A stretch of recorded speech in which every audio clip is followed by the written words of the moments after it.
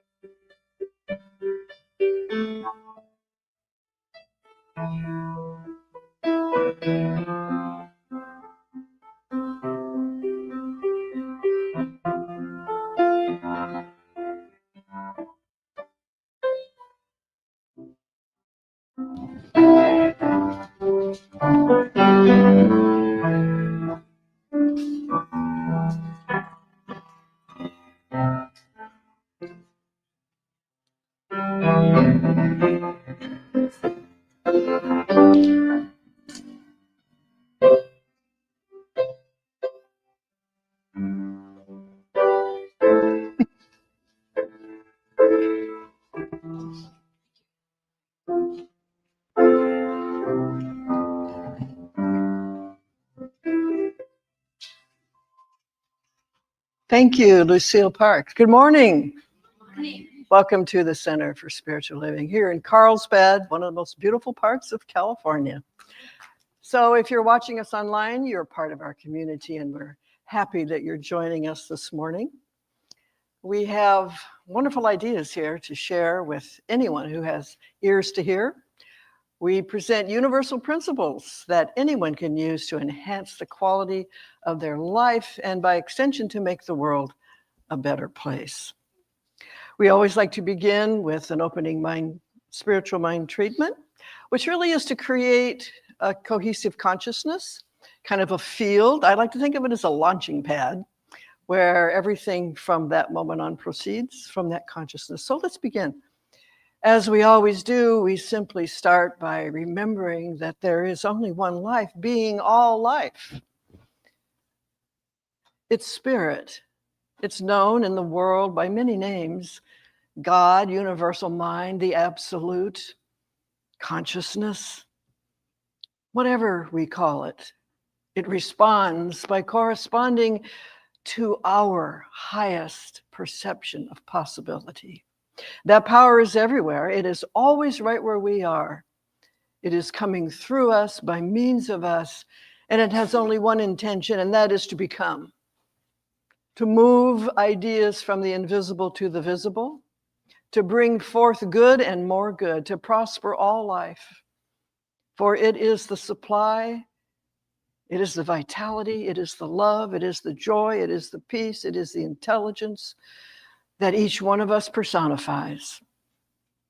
And so we're happy to be here today to remember these truths and to allow our mind to move into that place of acceptance on a higher level than ever before. And so I affirm for everyone here and everyone watching online, there's something good trying to happen for each one of us. We name it, we claim it, and as we begin to express it, we see it is already so. And so we affirm that all are filled today with the spiritual awareness that all is well all the time. We are grateful to know this, and we're grateful for one another, and we begin from that high place of gratitude, allowing the moment to unfold from within, as Rumi said, like a ball rolling from its own center. Thank you for being here. We let it begin, and so it is. We're going to do something a little different today. We're going to light the candles first. So, Jessica, if you would like to come up.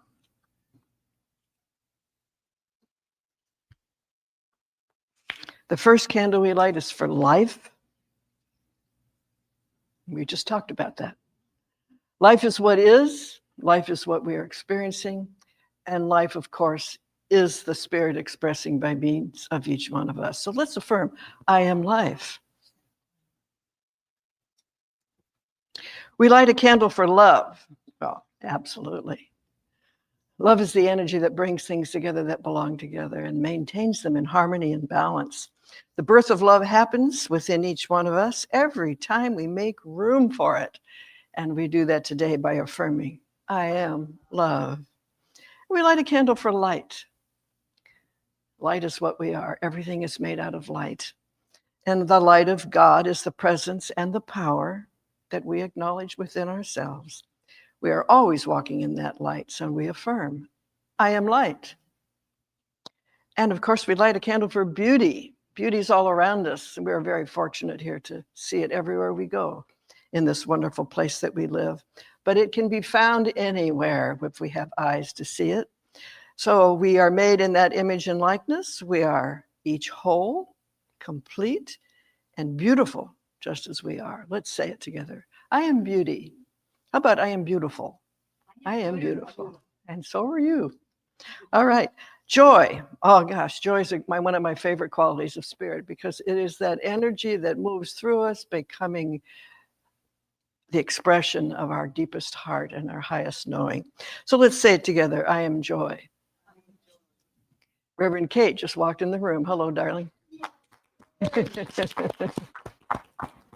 And lastly, of course, I am peace. Let's say that together as we acknowledge that peace, today and every day, we open our minds and our hearts to living in that quiet place of peace. I am peace. And your inner light is the greatest light of all. It's radiant, it's unique, it's like no other, but it contributes to everything. So let's say that together. I am light personified. Thank you, Jessica. And welcome back, Reverend Kate. We are so glad to see you. Oh my gosh. Yes. Yay. Let's get up and sing. We're going to be happy today and sing this wonderful song that Lucille brought forth for us. Yes. It's called The Hokey Pokey, lyrics by an old friend of ours, Reverend Lisa Stewart. You betcha. Okay, you lead us. Okay, so everybody, just you got the words. And yeah, we have the words, and don't forget to dance a little bit, if you know, just like the kids do. All right, here we go. Ready? You do the hokey pokey. You do the hokey pokey. You do God's hokey pokey, and you turn your mind around. Yes, that's what it's all about. Woo. I put my prayer treatment in. I toss my old beliefs out. I commit to the action that will bring it all about. I do some meditation and turn my life around. That's what it's all about. You do the hokey pokey. You do the hokey pokey. You do God's hokey pokey, and you turn your mind around. That's what it's all about. I put my whole heart in. I throw my inner critic out. I release all the stuff I've been whining about. I do some acts of kindness and expand my gratitude. That's what it's all about. You do the hokey pokey. You do the hokey pokey. You do the hokey pokey and you turn your mind around. That's what it's all about. One more time. You do the Hokey pokey. Come on. You do the hokey pokey. You do got hokey pokey and you turn your mind around. That's what it's all about. Hokey pokey. Yay! Yeah. That's great. I'm glad you liked it. We did too. All right, so here is our opening statement that we say together. It sets the intention really for what we're all about here this morning. So let's say it as one voice. There is one life, both visible and invisible. One presence, one mind, one power is all. This one that is all is perfect love and perfect intelligence.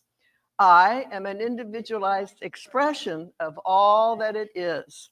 I am ever one with this perfect life, perfect love, and perfect intelligence. Thank you. And so that is, and now I want to reintroduce Lucille Park with her first musical selection this morning. Let's welcome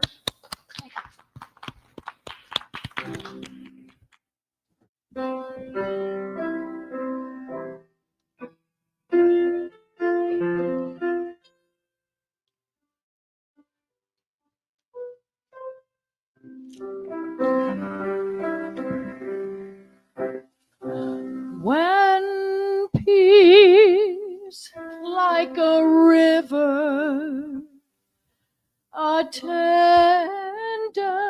my way, when sorrows like sea billows roll, whatever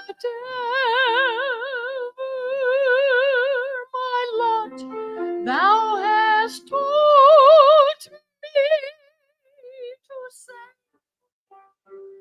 it is well, it is well with my soul.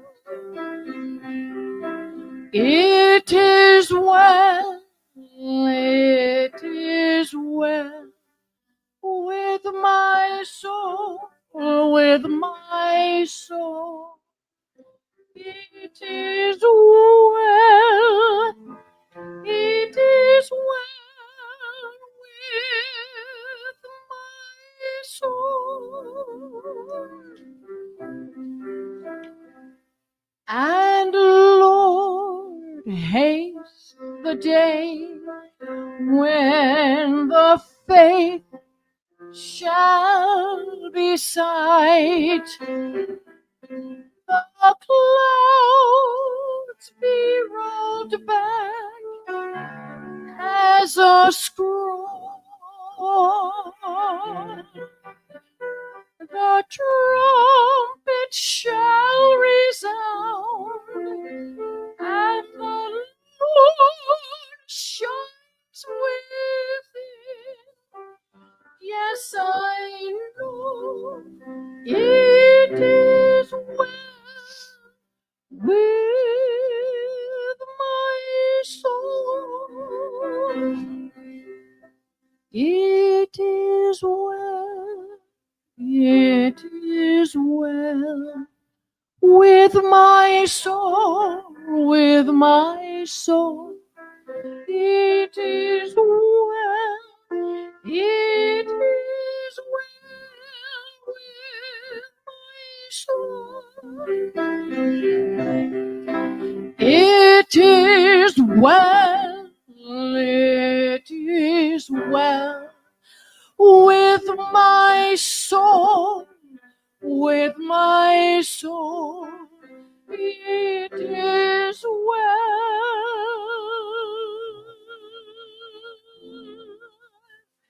It is well with my soul. All is well. All is well with my soul.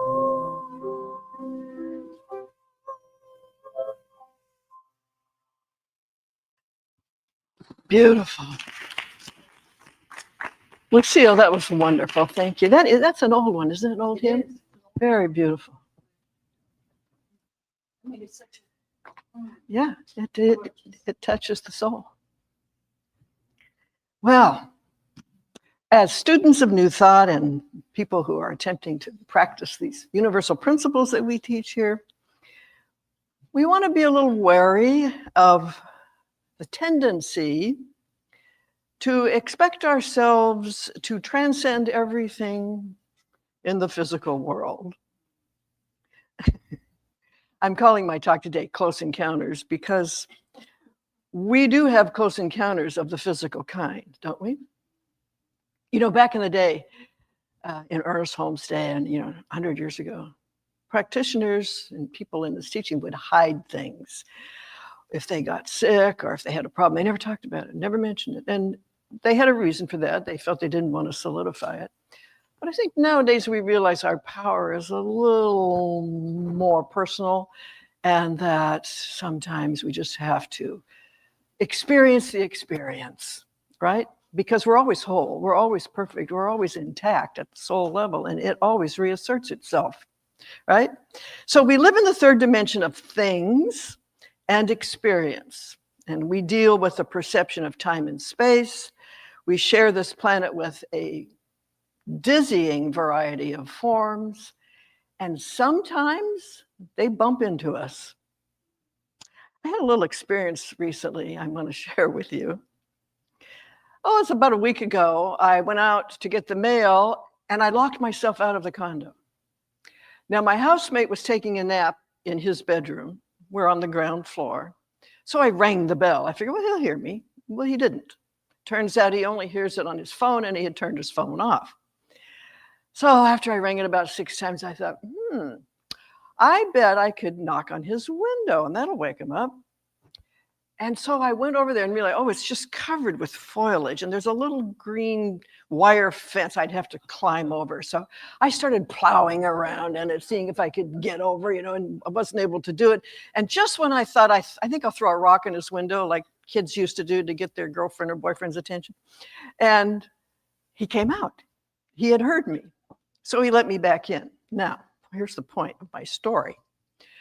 Not 10 minutes after I came in the condo, my arms erupted into red welts.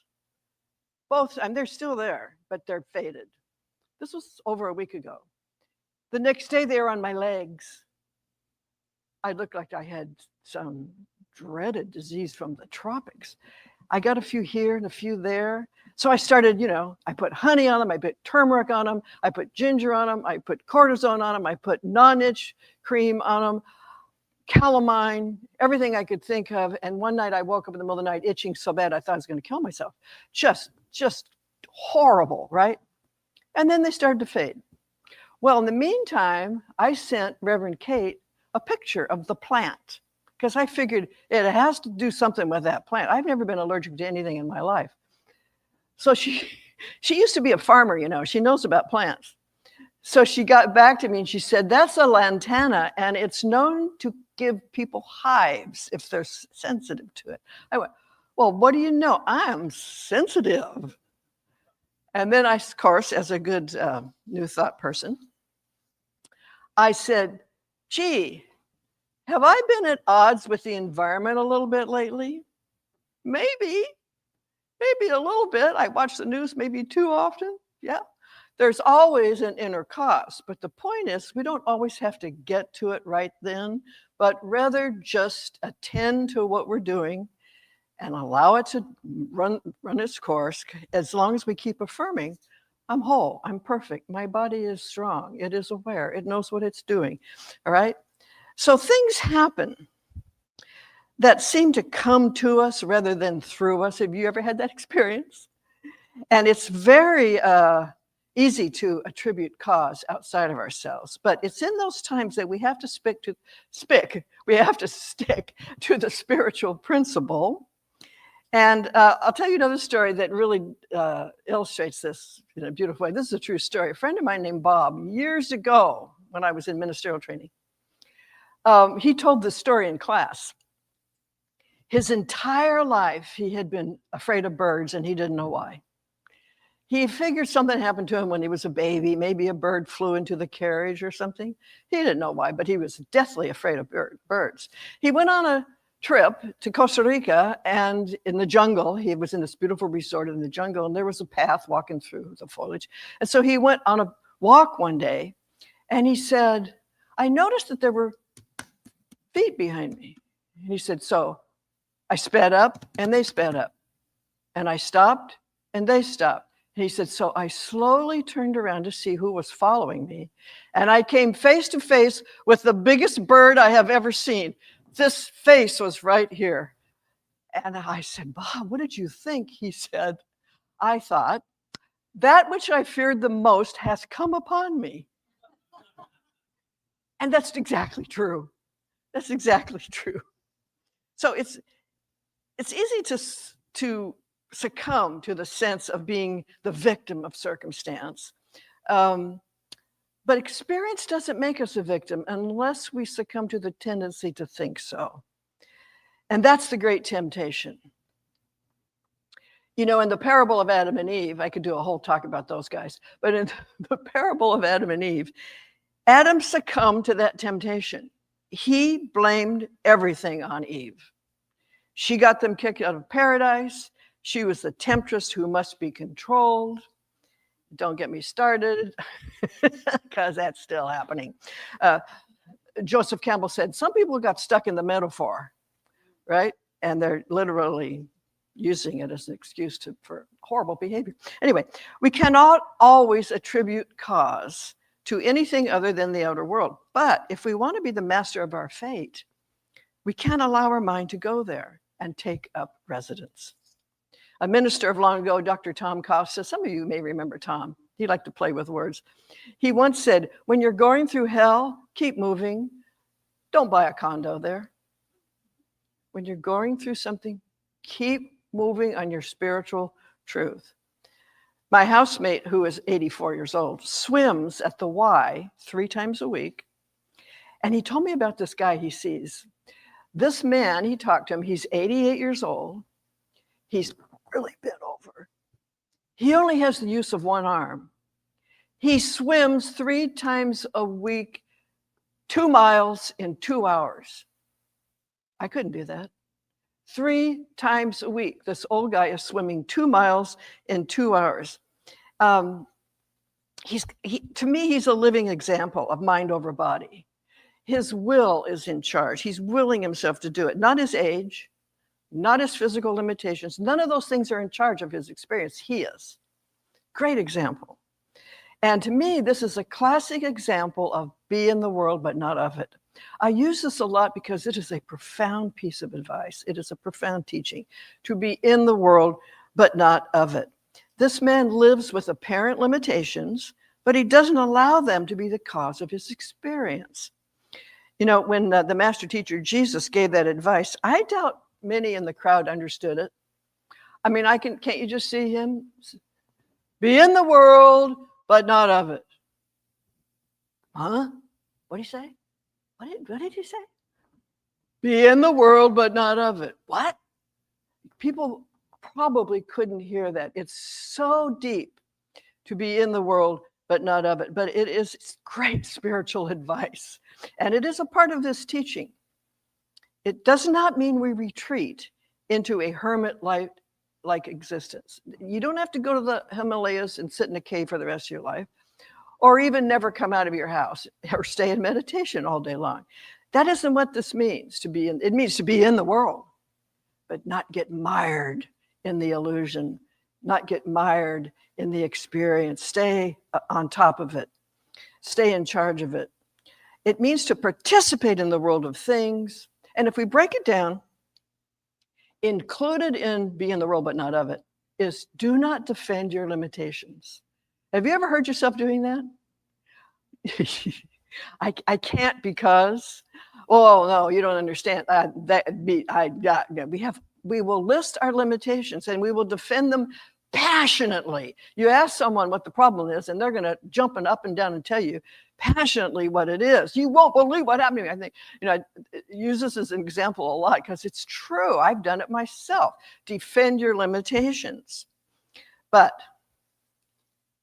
that does not make the situation better. It makes it worse or more real than it actually is. So we need to get in front of it. My friend Angela Taggart, who's a minister up in Eureka, she wrote something the other day that I thought was quite worth quoting. She said, "We are not here to wrestle life into shape, but to calm it down with a kind of inner peace."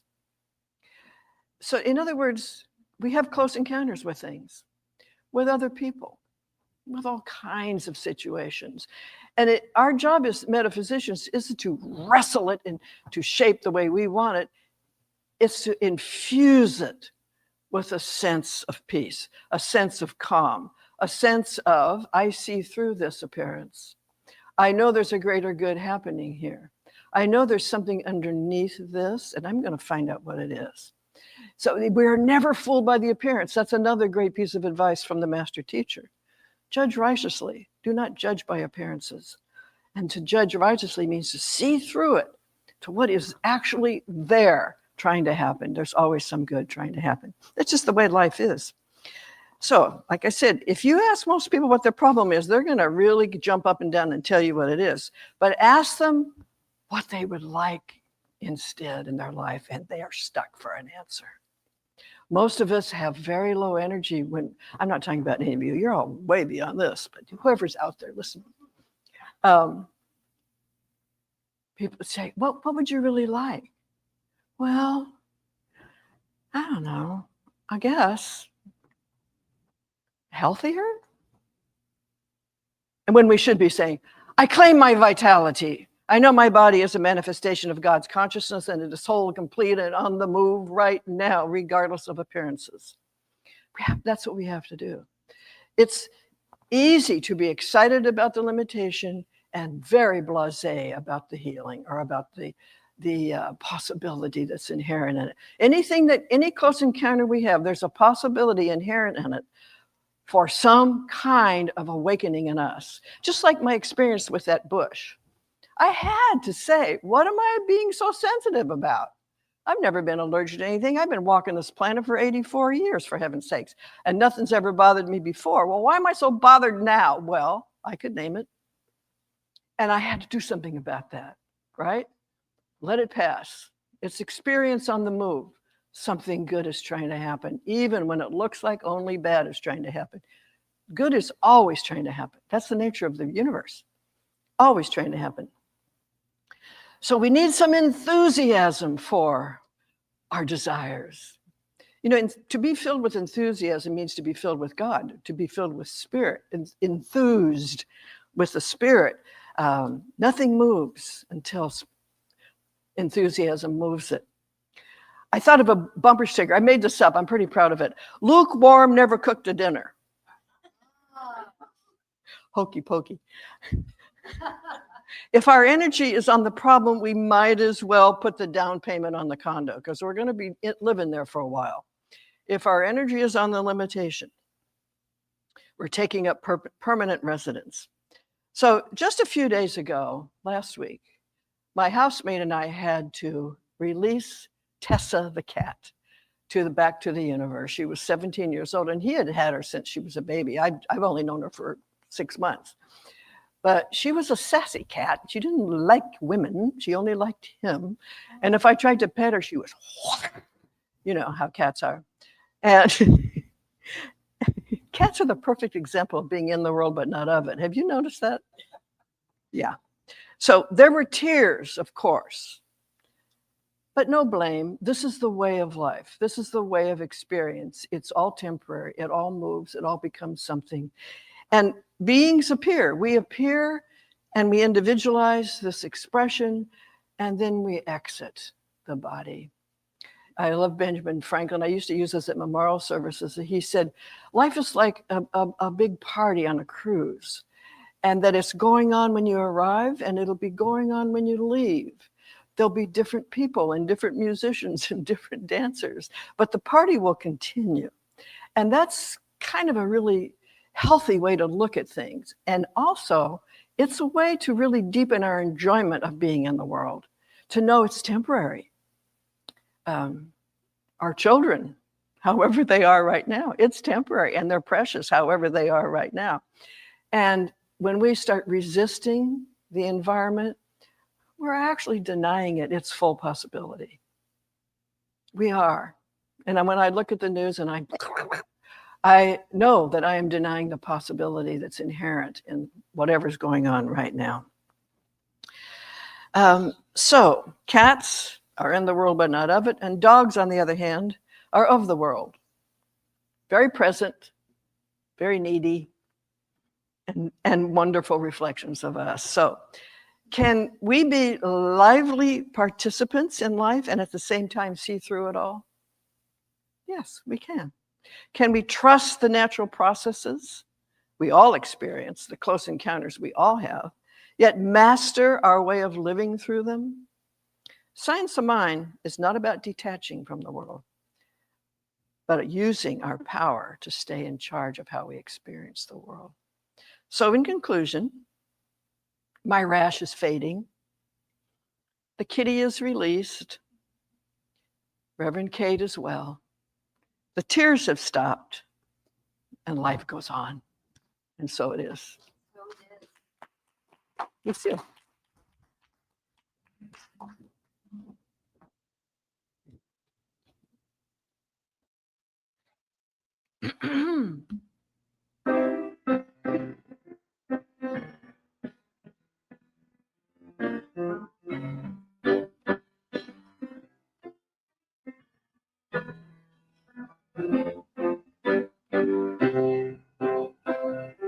I'm looking for a miracle.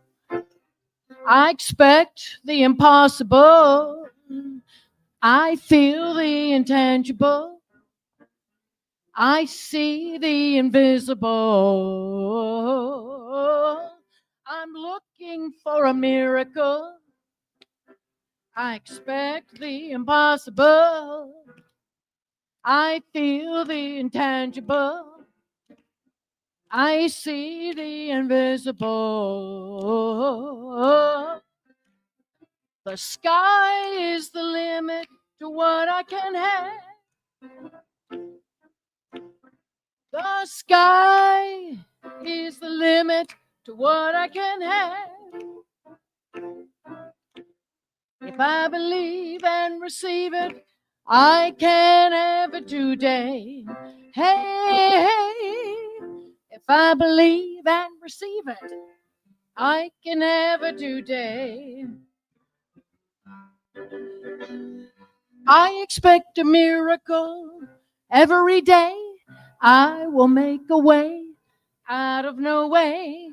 I expect a miracle every day.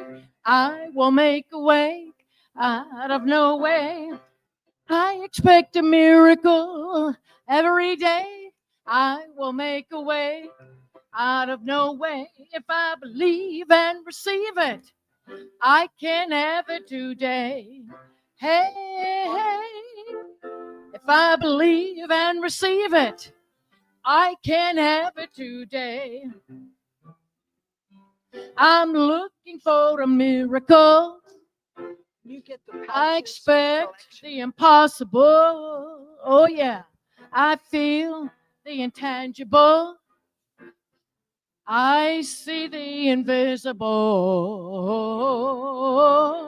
I'm looking for a miracle. I expect the impossible. I feel the intangible. I see the invisible. The sky is the limit to what I can have. We know that. The sky is the limit to what I can have. If I believe and receive it, I can have it today. Hey, hey, if I believe and receive it, I can have it today.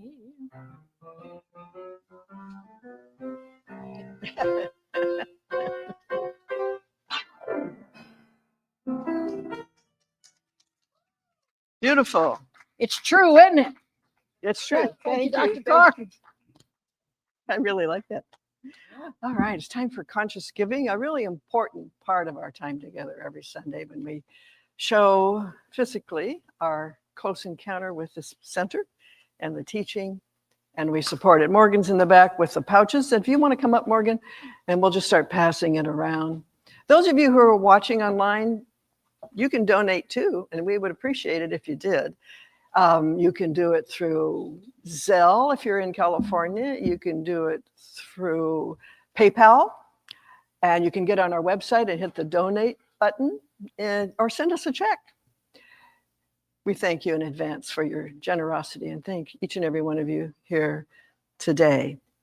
And we do have some announcements. Oh no, we don't want to do that. I'm sorry, I missed the best part of it. We want to sing, I am so blessed. Okay. And also to say our conscious giving affirmation.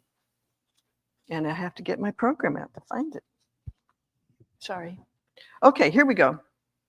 Divine love flowing through me blesses and multiplies all that I have, all that I am, and all that I give.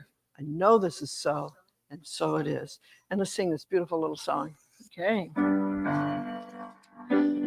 I am so blessed. I am so blessed. I am so grateful for all that I have. I am so blessed. I am so blessed. I am so grateful. I am so blessed. Beautiful. Thank you. All right. And so your announcements, you can see them on the screen. Thanks to Daryl and Johnny for giving us that gift. Where potluck is next Sunday. It's the third Sunday of every month. It's always fun. So plan to be here. And if you want to bring something for a potluck, we appreciate that too. And our next announcement is, unfortunately, we have postponed the Art and Science of Spiritual Mind Treatment class for a number of reasons.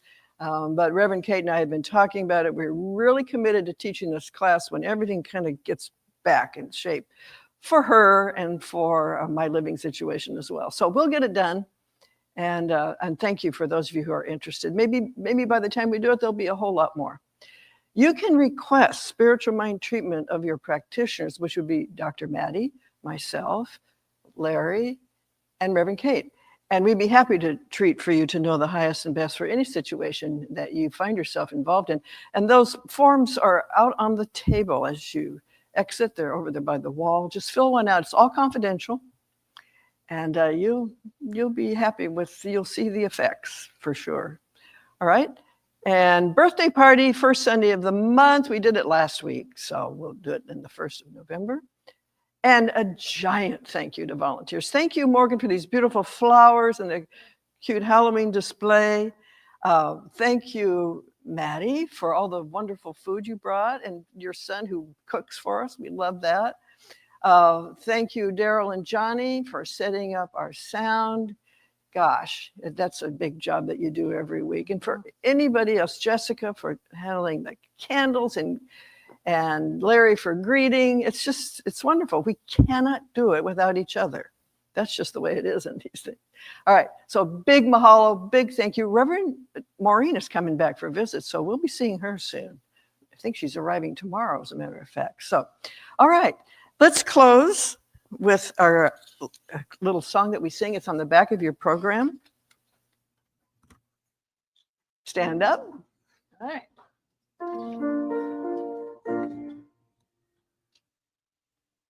Go ahead. Open your heart. Let your love go free. Out over the ocean. Right across the street. Let it flow like a river.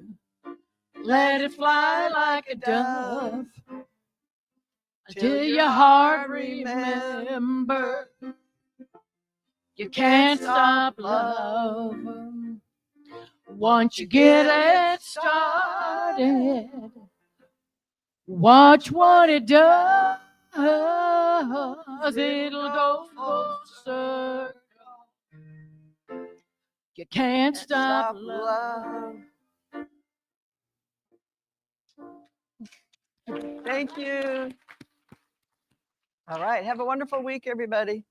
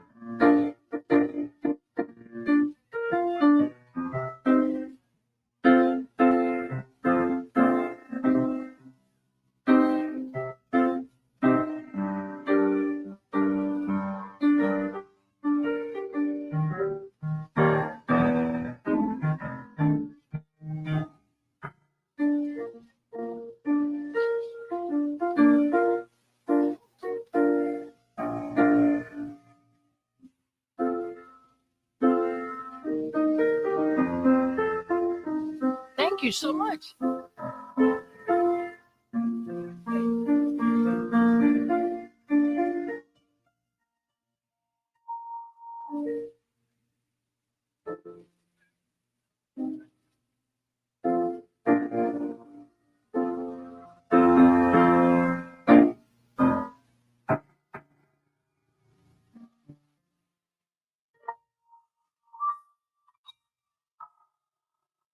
Can't stop love. Thank you so much. All right.